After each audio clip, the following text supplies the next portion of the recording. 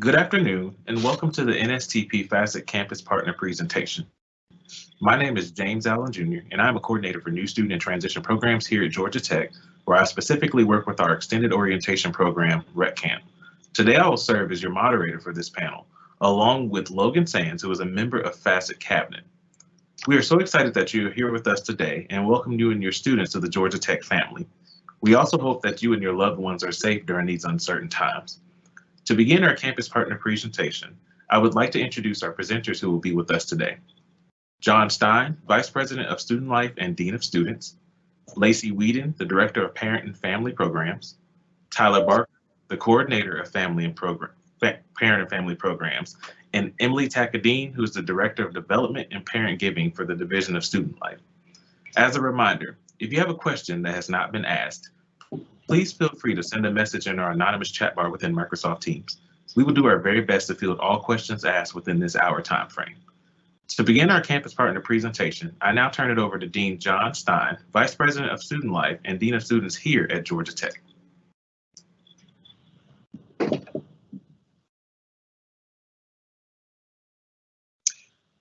Good afternoon and greetings from Georgia Tech. I am in my office here at Tech and I'm happy to be here with you today. I want to say a little bit about the division, our work, and ways that we will support your student during their time, both in their first year and beyond.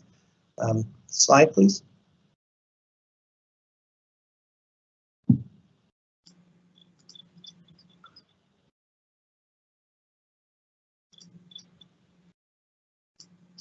While we're getting it up, let me just say a little bit about my background. So I just completed my 19th year at Georgia Tech, and I've been vice president for a little bit over 6 years and been dean of students for 15 academic years.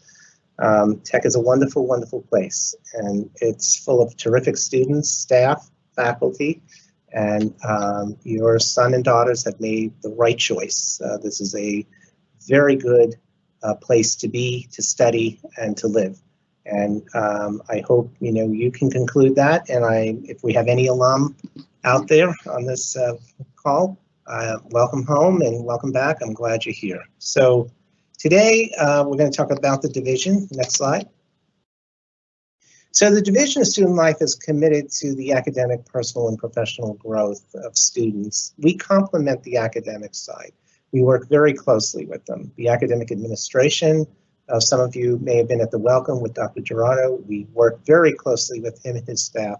We work closely with the faculty.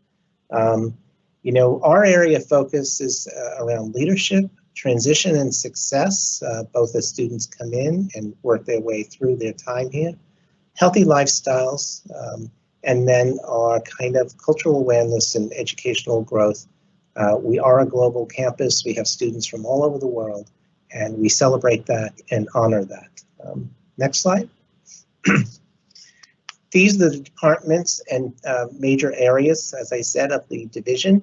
I'm not going to go through all of them, but I do want to reassure you that we attend to all of these different areas around mental health and inclusion and advocacy with our different resource centers. Our student engagement that looks at engaging students in the community and really creating a sense of identity and connectedness to Georgia Tech. They can do that in all kinds of ways. There's no one way to do it. There's many different opportunities. I do want to say there's over 500 clubs and organizations on campus. Most students do find their niche. It might take them a little bit because there's so much here to choose from, but eventually they do find it.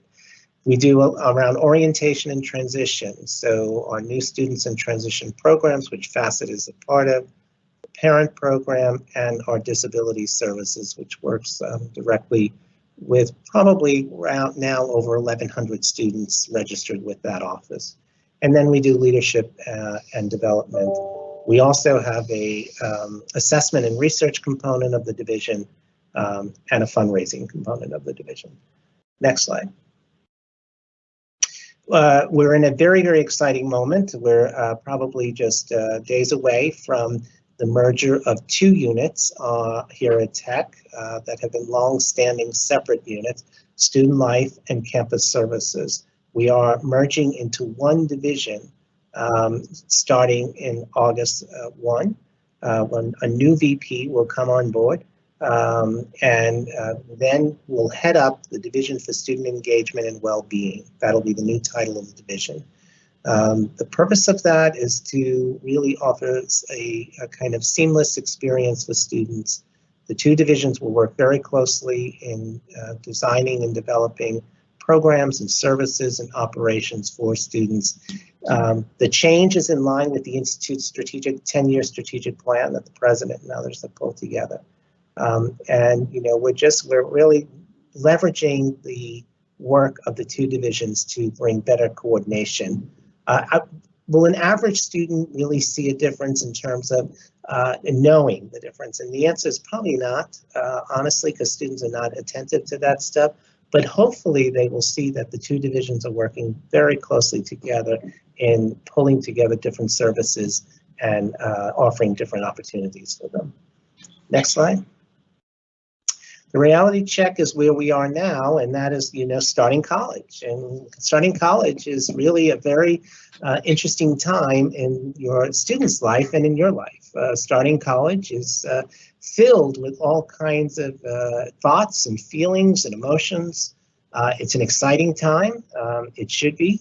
They worked very, very hard to achieve this goal of being admitted to Georgia Tech.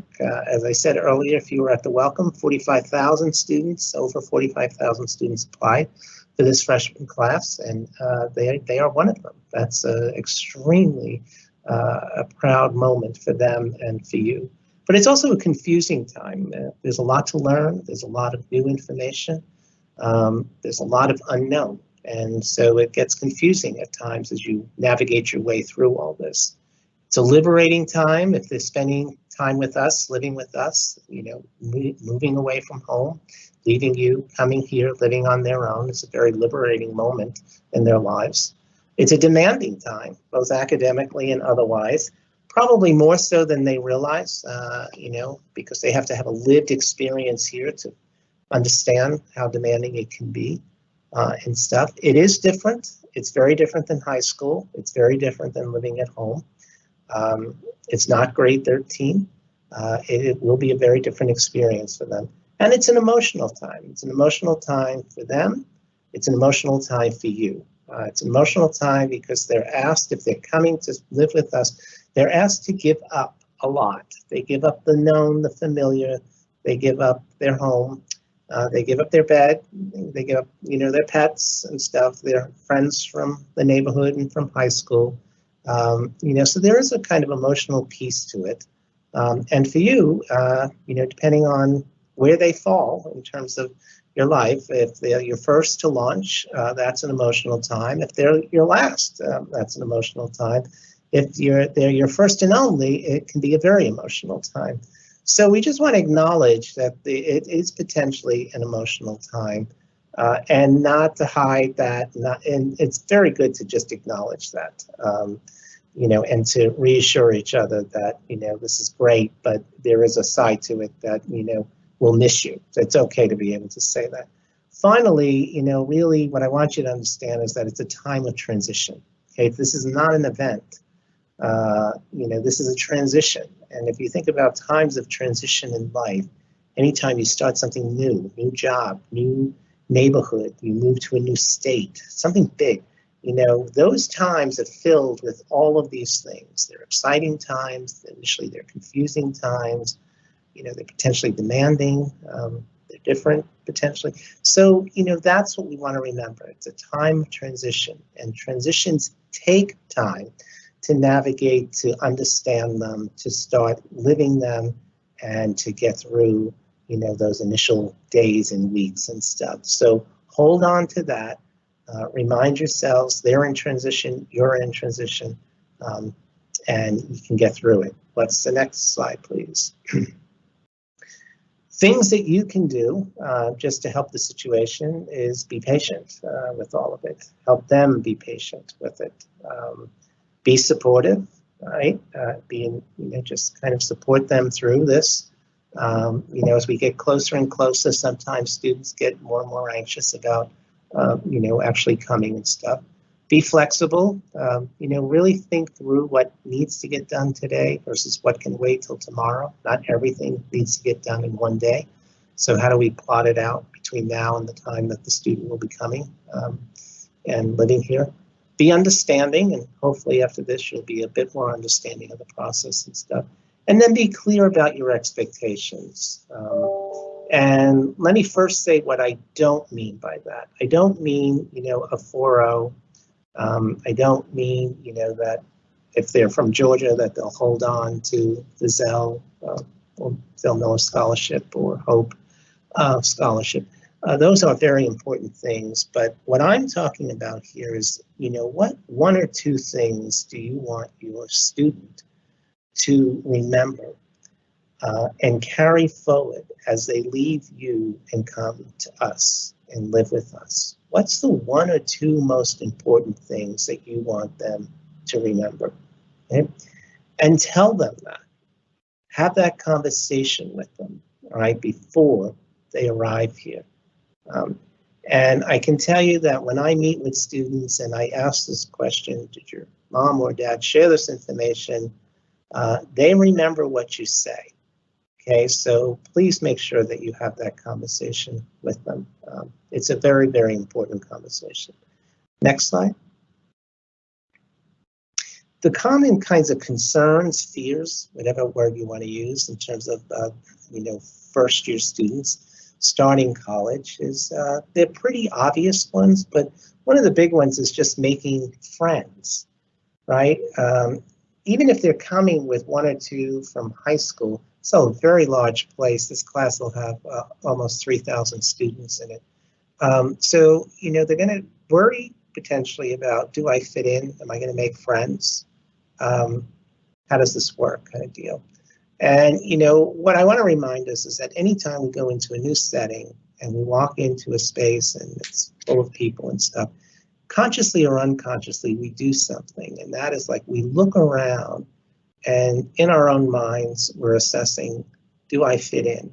Are these people like me? Am I going to feel comfortable here? Many times, sometimes we do that. We don't even realize we're doing it, but that's kind of what we do. And that's what they're going to be doing. They're going to be looking around and they're going to be assessing, do I fit in here?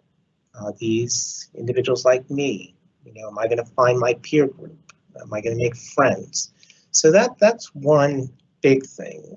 And I'm going to say more about this, but one of the things I want to just say quickly is that in the beginning, it's not about making friends, it's about making connections. And I'll say more about that in a little bit. The second is kind of roommates. There it's, and it's very different than when I first went to college because of social media and stuff, but they know a lot more, they can find out a lot more just through their own kind of research of each other. But nobody wants to get stuck with X, whatever X is in their head. If you're not a very athletic individual, you don't want to get stuck with the most athletic kid in the class. Nobody wants to get stuck with the student who's known as the druggie or the student who's, boyfriend, girlfriend, partner is going to be living in the room. I mean, that kind of concern, all right? And so roommates is a one that until they get here and they start living with someone and kind of understanding each other, that's when, they'll kind of pick up on, does this really work, okay? And what I'll say is that roommates do not need to be best friends. We do not want to set it up that way, okay? They need to respect each other. They need to be clear with each other in terms of communication. They need to be honest with each other. They need to be trusting of each other, okay? But they don't have to be best friends.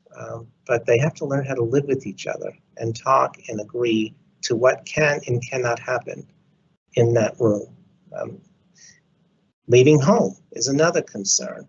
They may not articulate that. They may be caught up in more of the freedom of it, but leaving home is. It's a big step. Even if they've gone to camp and things like that when they were younger, this is a bigger step. They'll be gone for a while and being here, right? Grades, that I'm sure some of them might be thinking about that. A lot of them won't be because they are very, very smart and they were admitted to Georgia Tech. But as they hear about tech and they hear about, the rigor of tech and the difficulty of tech, they'll start thinking more about grades. This issue really comes to play after the first round of exams, and that's when students usually feel the stress of grades and either making it or not making it. And what I want to say with grades is that, there are Georgia Tech students that arrive here who were perfect straight A students or very, very close to it. And so that's what they're used to. And then they come and they have their first round of exams in chemistry and physics and math and other, and they may not earn that A on that first test. Okay? In fact, they may not earn a B. That grade might be a C.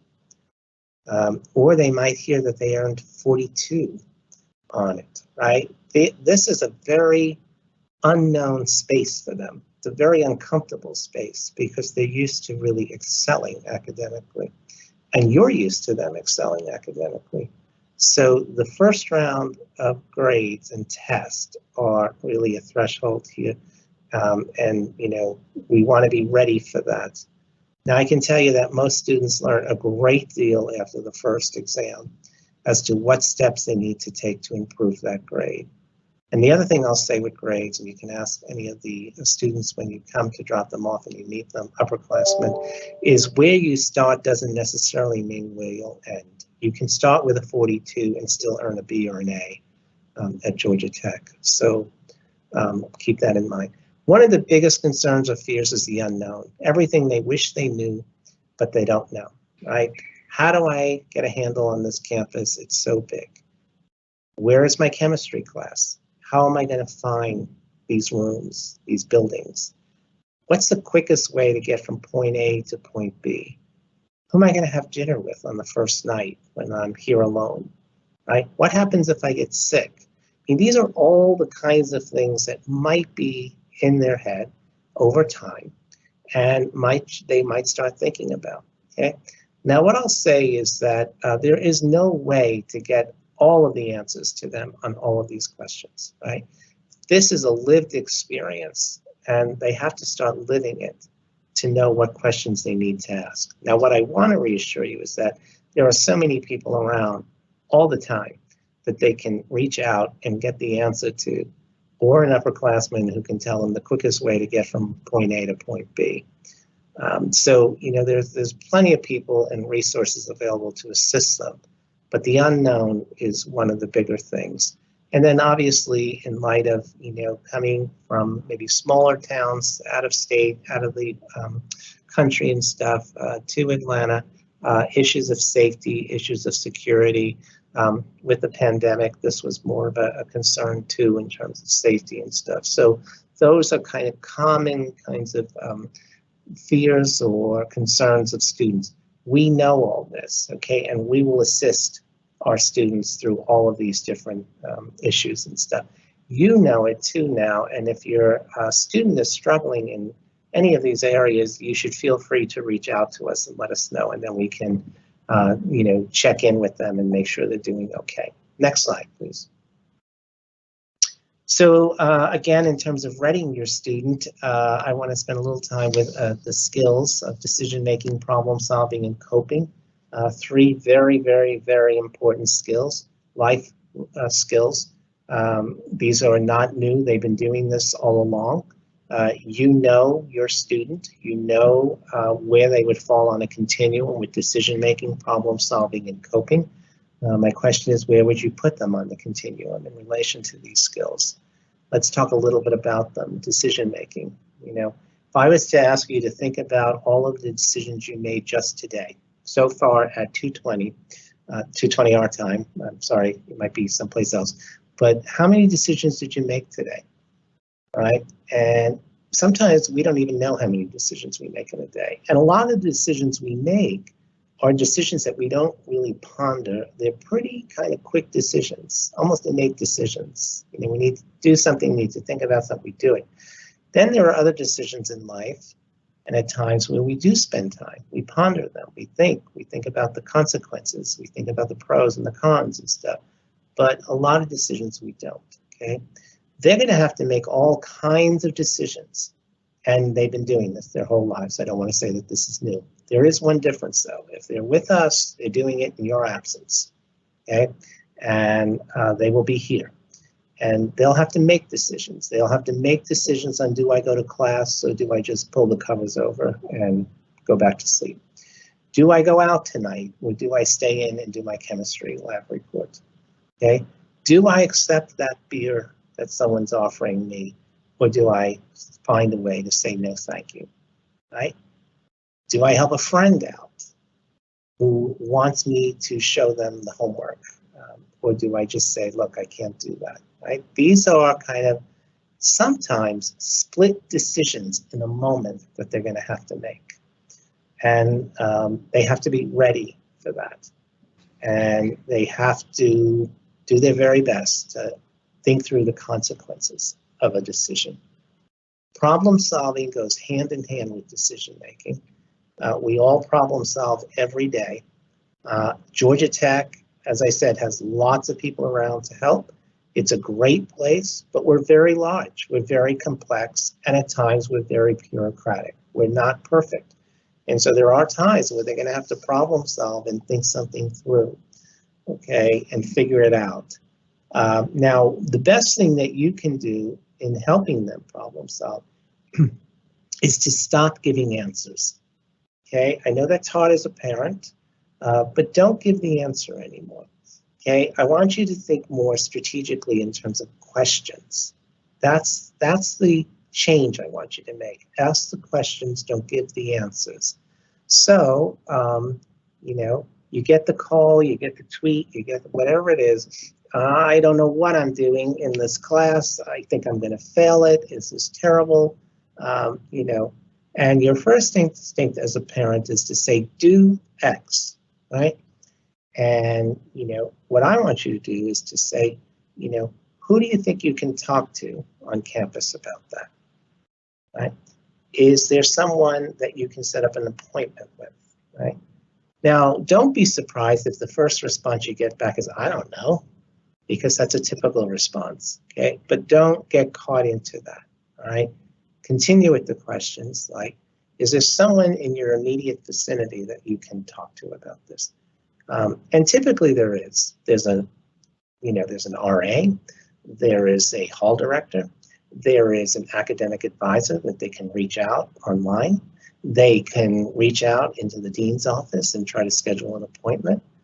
There's plenty of people, again.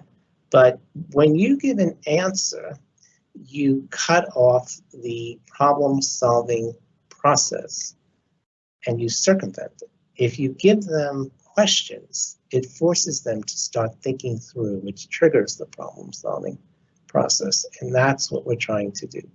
And then third is coping. Now, they're going to have to cope with all kinds of issues and thoughts and feelings and stuff. You know, some might be homesick in the beginning.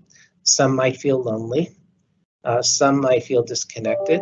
Some might feel overwhelmed because there's just so many great things to do here. I don't know where to begin. It's not all bad, okay? I don't want you to think that it's all bad. Some of it is just like, my God, there's just so many things. I don't know where to begin. All right, some might feel a little overwhelmed because they go into class on the first day, the faculty member starts teaching. You know, there are some faculty that just jump right into it. They'll start giving a full lecture on that first day. They don't ease into it. Some will, some don't. And I think that sometimes students expect it to go a certain way and it doesn't, and then they start feeling overwhelmed or anxious about it, okay? They have to learn how to cope. We all have to learn how to cope. And you cannot fix this for them, okay? You can't. I'm sorry to say that, but they're going to have to learn how to do it. What you can do is reassure them that they can, okay? To just give messages of reassurance that you can, all right? I want you to deliver messages of trust. I trust you. Even if there's been past transgressions, trust them until they give you a reason not to, and hopefully they won't. It's okay to make mistakes. Nobody's perfect, right? Don't set it up that way. Mistakes will happen. They do happen. They happen every day. And so we want to just make sure that we say it is okay to make mistakes. 98% of the mistakes that happen are recoverable. 2%, I would say, are ones that we really have to worry about in this kind of setting. Believe in them. Even when they stop believing in themselves sometimes, you continue to be the cheerleader and believe in them and remind them. And then please deliver a message it's okay to be honest about how it's really going. It does nobody good if your child, your student does not feel that they can be honest with you.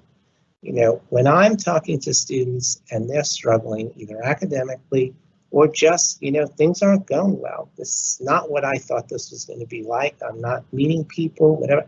And typically, as a parent and stuff, I tend to default, does your family know what's going on with you? And I have to tell you that probably 8 to 9 out of 10 times the answer is no. And I ask why. And they're like, well, I don't want to be honest with them. I don't want to overwhelm them. They already have so much going on back home. You know, I just don't want to do this. And so, but I need for them to be honest with you, because every time they get off that phone with you or off, you know, some kind of virtual meeting with you and stuff, they don't feel very good because they basically have been less than honest with you. And that doesn't help the situation. They need to know that you're strong enough to be able to hear it and that you can accept it and then help them get through it. So please reinforce that. Important everyday life issues, health and safety, you know, in the moment we're in, social distancing, just, you know, just whatever they need to do. We're in a much different place than we were a year ago. They will have to take, you know, the courses on mental health, alcohol, and sexual assault that I mentioned this morning at the welcome. They must complete those online. There's a deadline to it. There's a consequence if they don't.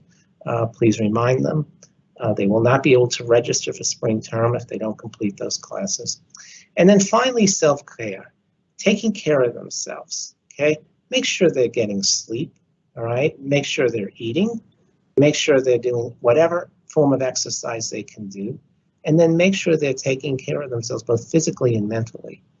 Check in with them, okay? If you start picking up on a thought or a feeling that something doesn't feel right, okay, he doesn't or she doesn't sound like themselves. They seem more depressed or more anxious or whatever. And you grow concerned about that, let us know. Contact us, tell us. We will do what we call kind of a wellness check. And we check in with them. And if you tell us, please don't tell them that, you know, I called. We'll honor that. If you don't mind us telling them, we'll just say, you know, mom or dad asked us to check in with you, okay? They might roll their eyes at that, but at least somebody's laid eyes on them to make sure that, you know, if they need anything. And then we sometimes, and I can tell you as parents, your instincts are usually right on. I want to say that over and over. Your instincts are usually right on, and we can help then do an intervention there and figure out how we can assist them. Next slide.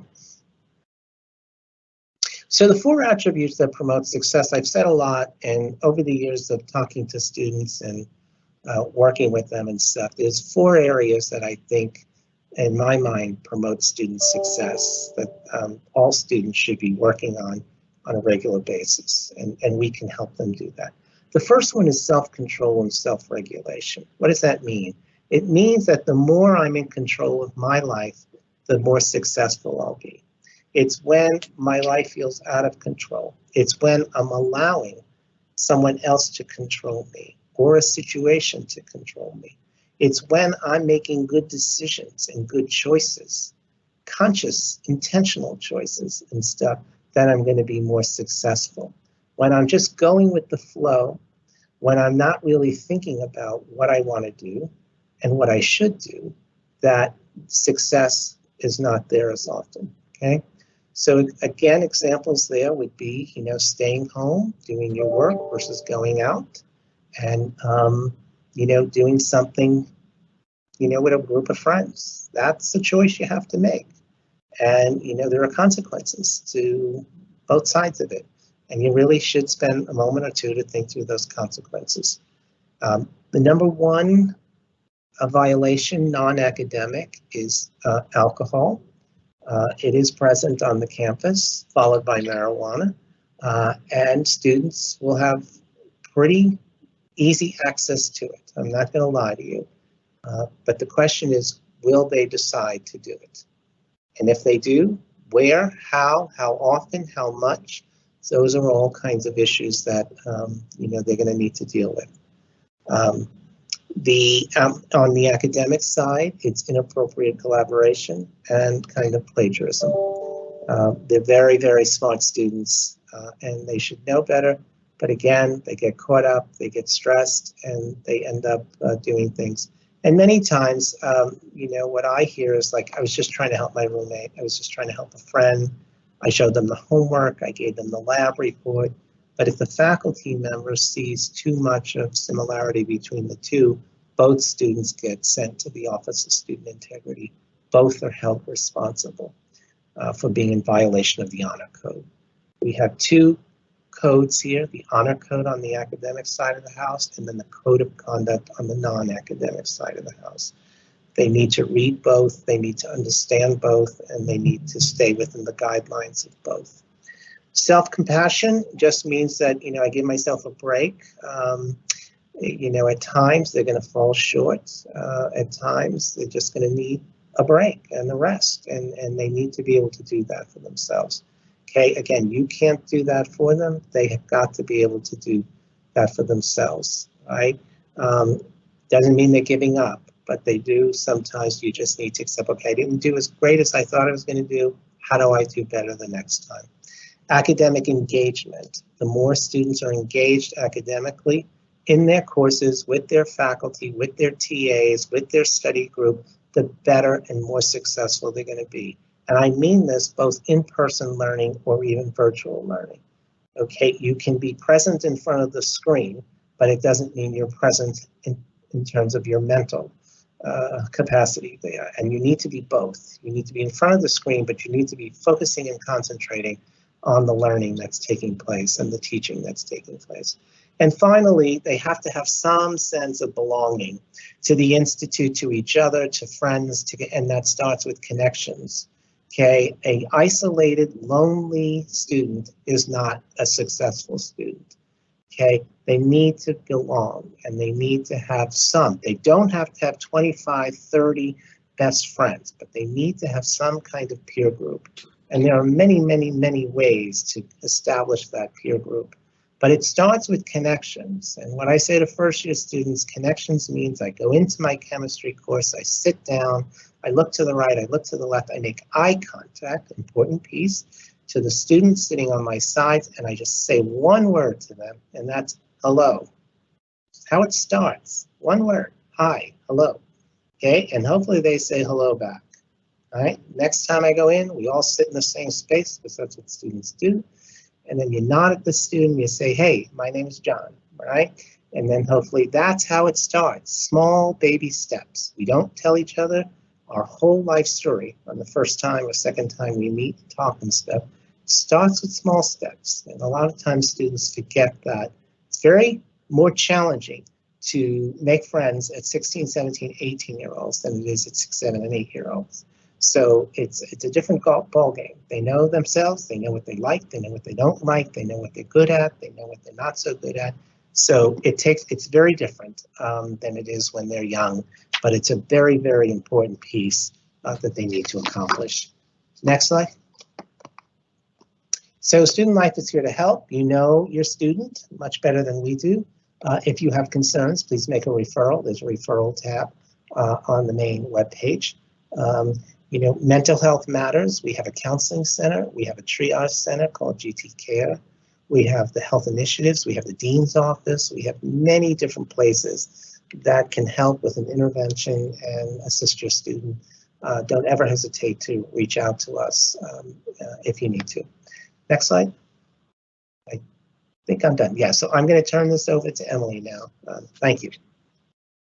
Thank you, Dean Stein. Hi, everyone, and welcome to Tech. My name is Emily Tackadine. I'm the Director of Development for Parent Giving and Student Life. Excuse me. In my role, I work closely with parents who are interested in making philanthropic gifts to the Institute. I facilitate a parents' board under Dean Stein's guidance, and I help to manage the annual fund for student life called the Parents Fund for Student Life and Leadership. Next slide. The Parents Fund is the division's annual fund that supports student organizations, student leadership, and students in need through our STAR program. A gift to the Parents Fund helps to drive a sense of community at Tech through robust programming and student-run events and clubs. It also supports individual students in leadership roles at Tech and students who have emergency needs. My office will reach out as the school year begins to ask you to make a gift in support of your student and all Tech students. In the meantime, I will put my email address in the chat box. Please feel free to reach out to me with any questions that you have about either the Parents Board or about giving at Tech. And now I'm going to turn it over to my colleagues, Lacey and Tyler, to talk to you a little bit about parent engagement. Thanks all. Thank you so much, Emily, for just talking about our Parents Board and our wonderful Parents Fund and how both of them really do great work to impact the Georgia Tech community. I also like to thank Dean Stein for his remarks about what every parent should know. Definitely some great gems and just some great talking points to kind of help ease you into the academic year.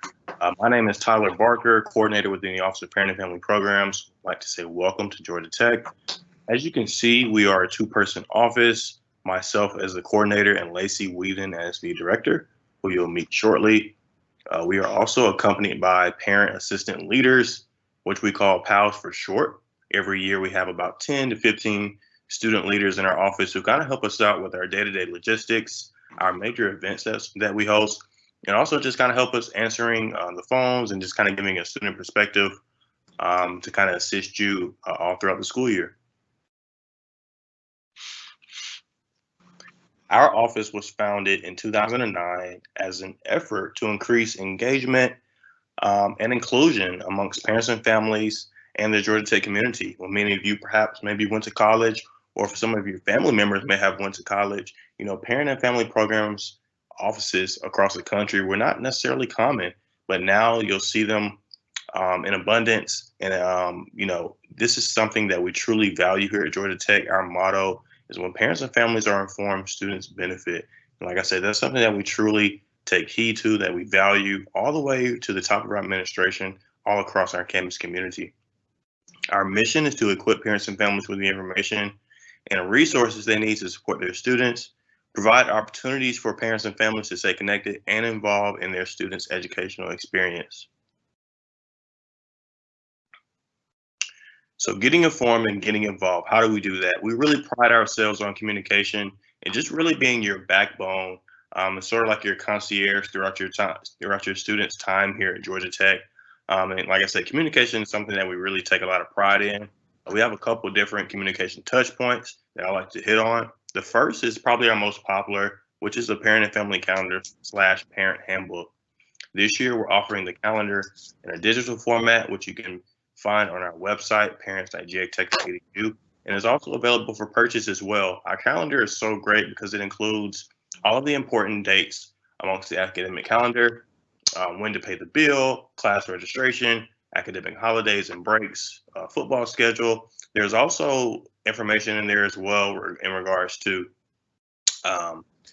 important topics such as study tips, homesickness. Our parent handbook is really useful as well because it has important offices on campus and their contact information, and just a bit of helpful information to just kind of help you stay in the loop throughout the school year. We even have parents and staff members and faculty members stop by our office and say, "Hey, Tyler, hey, Lacey, you mind if I get a calendar? It's just such a great tool for me every year. Do you mind if I get a copy?" Secondly, we have our parent newsletter, which we send out monthly via email. And this is really great because it includes relevant information on a month-to-month basis about things that are going on campus throughout that month that can really be a great resource to you and your students as far as good information to know, such as dining updates, housing updates, upcoming career fair, when to get the flu shot, study abroad information, and things of that sort.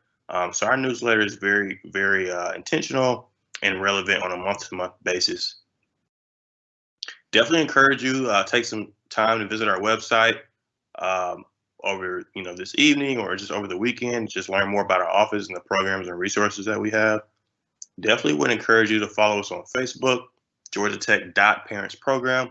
We have over 6,000 followers on Facebook. Facebook is a great communication touch point for us. Just kind of keep you updated in regards to what we're doing in our office, our upcoming programs, resources, and also we like to share helpful information and relevant information that other offices and programs and departments are doing as well. We're newly active and vibrant on Instagram also. We have over 1,300 followers, so any Instagram moms, dads, aunts, uncles, family members out there, please give us a follow on the gram. We would love to have you. Always feel free to email or call our office. We have parents and family members who email us all the time and say, hey, Tyler, my student is thinking about changing their major, not sure where to start, not sure how to guide them through that process. Or, hey, we're coming in town for the weekend. Any restaurant recommendations that you have? Or just, hey, Tyler, my student is just really struggling socially. Do you mind if I call you, just have a conversation over the phone so we can talk through some things that I can maybe help them as a parent? So definitely always feel free to call us. Myself, Lacey, or one of our students will always be there to assist you or point you in the right direction. We definitely have a couple volunteer opportunities as well. So many of you perhaps were involved in your student's high school career or maybe looking to get involved now that they're actually going off to college. And so we have a couple of different volunteer opportunities now as we get to more of a sense of normalcy. We have FASET orientation, family weekend, and commencement opportunities for families who are perhaps local to the Metro Atlanta area. If you're not local, it's fine. We do connect families to local or regional events with admissions, alumni, or other Georgia Tech representatives that may be in your area.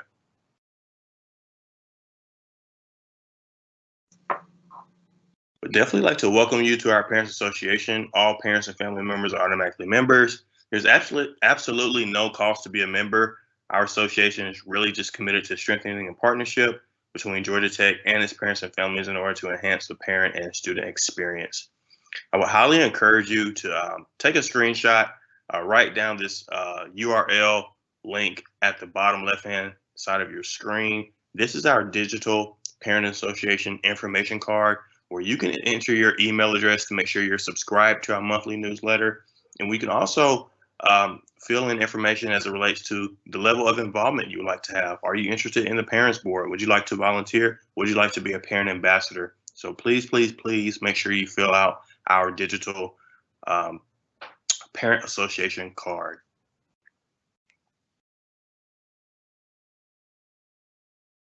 And now to talk about our parent and family ambassadors. So if you're not local to the Metro Atlanta area, that is okay. We want you to be involved as well. So we created a parent and family ambassador program. We currently have over 100 ambassadors worldwide, ranging from Dubai to California to New York to Texas. And really as an ambassador, what you do is serve as a resource to your local area. So we list your name and your email address on our website. And this allows current parents and incoming parents to establish contact and say, hey, Tyler, I see you're in the Houston, Texas area. I'm incoming. I have a couple questions. I'd like to get some tips and tricks on what it's like to be a parent of a GT student. Would you mind if I ask you a couple questions? And so that's pretty much what our ambassador program consists of. We also partner with the admissions and kind of do some things in the spring as it relates to yield and things of that sort. But our ambassador program is really great because it's minimal time commitment, but it's an opportunity for you to feel connected and involved within the tech community. And lastly, before I turn it over to Lacey, with the pandemic, we had to pivot in terms of how we were supporting it and programming for parents and families. And so we created a wonderful What's Buzzing at Georgia Tech webinar series this past year in the fall and the spring. We hosted webinars throughout the week, which were recorded and are still posted on our website with different offices on campus. We really gave you opportunity to get an insight from housing, dining, campus safety, study abroad, the Career Center, commencement, about the nuts and bolts of what they do in their office, kind of get some FaceTime with them that you perhaps wouldn't have just gotten just normal throughout the week. Opportunity to ask questions, learn more about what they do. This was very well received and highly attended amongst different topics. And we also had Dean Stein present monthly, just giving updates about things that were going on campus. And so this is something that we are looking forward to continuing this upcoming year. So please be on the lookout for that. If you would like to view some of our past recordings, some of the information is still relevant even as we enter into a new year. So I would highly encourage you to do that on our website under the Stay Connected tab, and then you click on virtual recordings. So now what I'll do is turn it over to Lacey, and she will talk about some of our major events. Thanks, Tyler. Hi, everyone. I'm Lacey. I'm the director of the Parent and Family Programs Office, and I'm just going to walk you through some of the things that we do for students and families throughout the year to help ensure that families feel connected and that students are happy that their families are visiting. So the first one that we do is the first day of class picture, and that is pictures, and that is on August 23rd on Monday. And students will stop by our table tent area, and we have these dry erase boards, and students will kind of make signs for whatever they want to write on them and take a picture. We will use their phone if they want us to, and we'll use our camera. We'll end up posting them on Facebook later that day or the next day if we don't get to them that afternoon. But students really like this. We actually have done this for several years now, and so now the seniors and even the graduate students will stop by. So you can see the picture there of the students saying it's their last first day because they're seniors and they are happy about that. Faculty and staff also stop by and take pictures. So it's just a fun first day of class thing that we do for our families, because we know you've been taking those first day of school pictures for several years, and we just want to continue the tradition for you. The next event that we do is in the fall, and that is for our family weekend event. This year will be our 33rd family weekend at Georgia Tech. The dates are October 1st through the 3rd. So we encourage you to go ahead and bookmark that time. Friday, we have campus tours, educational workshops. President Cabrera will have an address for the families in the First Center. There will be college and school receptions for you to learn more about your student's major, as well as meet faculty and staff in that department or area. We also will have Family Fun Night, which is going to be at the College Football Hall of Fame on that Friday night, and Buzz will be there, the cheerleaders will be there. We're working on getting some student performers there as well. So just a fun evening on that Friday. Saturday is our tailgate prior to our football game against the University of Pittsburgh. And then Sunday we have jazz brunch with Dean Stein. There's also campus recreation centers doing things throughout the weekend, and we have other special events that will kind of scatter throughout the weekend as well. Next slide. So planning for the event, classes are not canceled on that Friday, so your student will have class on that Friday, so you can just join them whenever they're done with their class on Friday.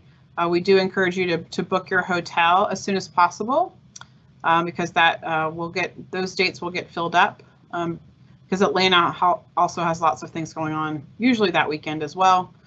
We will be running shuttles on Friday and Saturday to the hotels listed on our website, and the website is right there on your screen. Registration actually starts next week, and if you go to our website, parents.godtech.edu/family weekend, you can also see the prices for family weekend that we've already listed for you, just so you can kind of start thinking about it's kind of choose your own adventure kind of a weekend. So if you really want to go to the tailgate, you can do that. If football is not your thing, then maybe you want to do some other activities in Atlanta that day. Friday night, you might want to go to the College Football Hall of Fame. You might not. So you just kind of pick and choose what you're interested in. And students actually may have other plans for that weekend if they're involved in club sports or they're in performance groups. So just double check with them to find out if they're actually going to be here the weekend that you're planning to come see them. That's also important to know. Okay, sorry. Go ahead, James. So another event that we do in the spring, and this is typically in February, around a men's basketball game. And as soon as we know the schedule, we'll release the date to let our families know to save that date. but it's a day in the life of a Georgia Tech student. It's called Sibs Day. And so brothers and sisters, cousins, nieces, nephews, family, friends between the ages of 7 and 18 will come to campus. They will do campus tours, educational workshops, some community service. We'll probably have some inflatables and fun activities for them to do.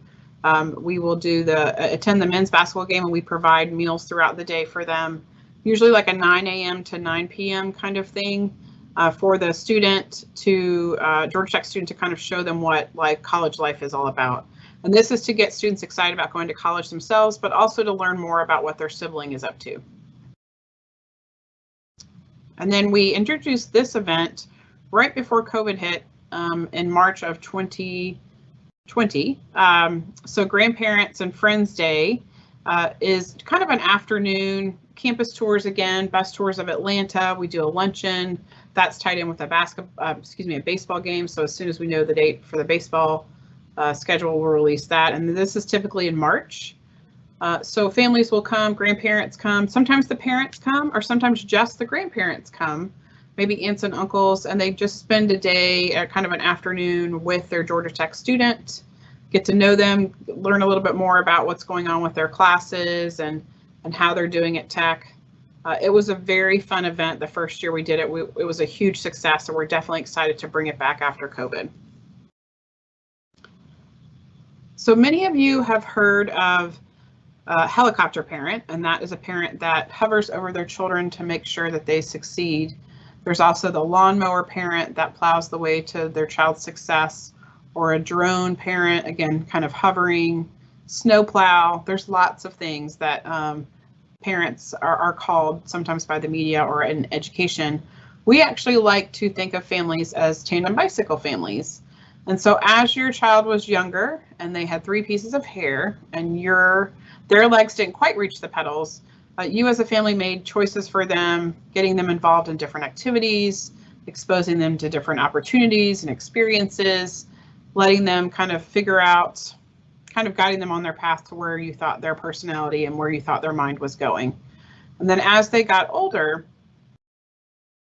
and their legs got longer and they got 3 more pieces of hair, then they were able to say, I really don't want to do band camp anymore. I really don't want to do soccer anymore. I really would like to do piano, or I'd love to go to science camp, or whatever it was.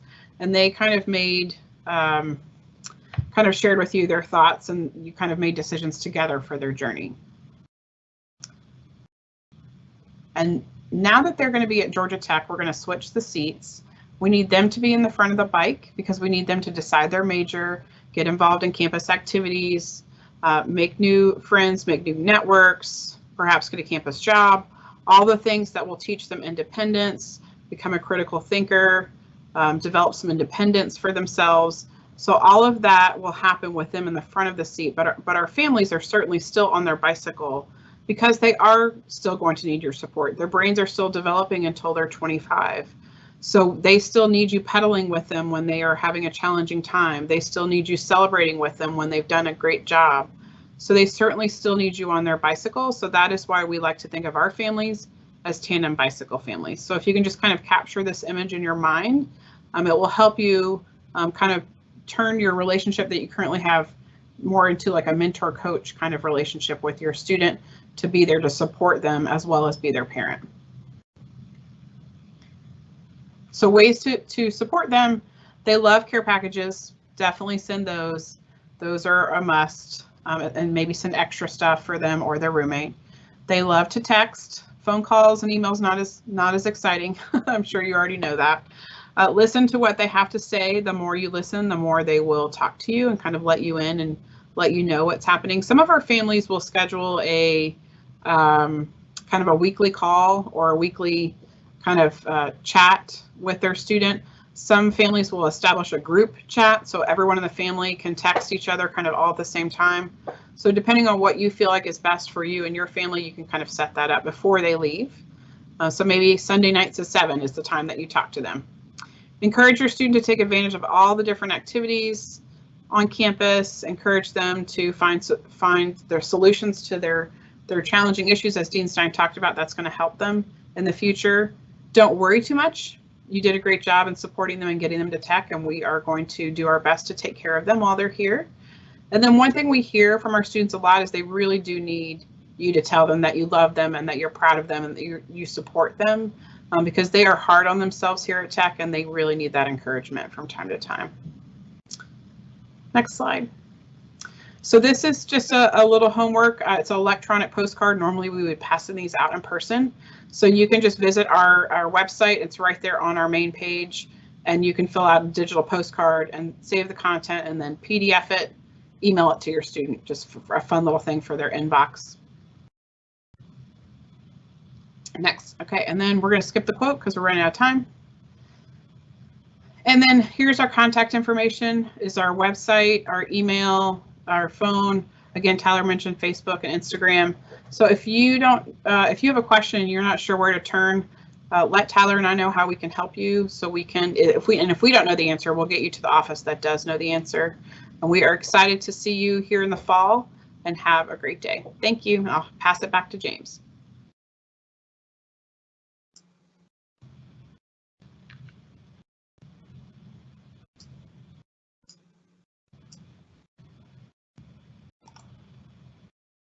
All righty, and we thank you, Dean Stein, Emily, Tyler, and Lacey, for that very insightful presentation on how our parents can get more involved here at Georgia Tech.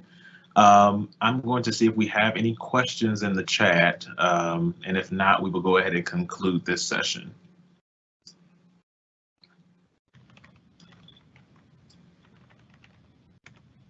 Okay, seeing that we do not have any other questions and they've all been answered. First of all, I'd like to say thank you so much to our presenters for being here with us today. And we would like to thank you all out there, our live audience, for joining us today for our campus partner presentation. Please feel free to email our offices for any additional questions that may have not been answered today. And please stay safe out there. Again, welcome to Georgia Tech.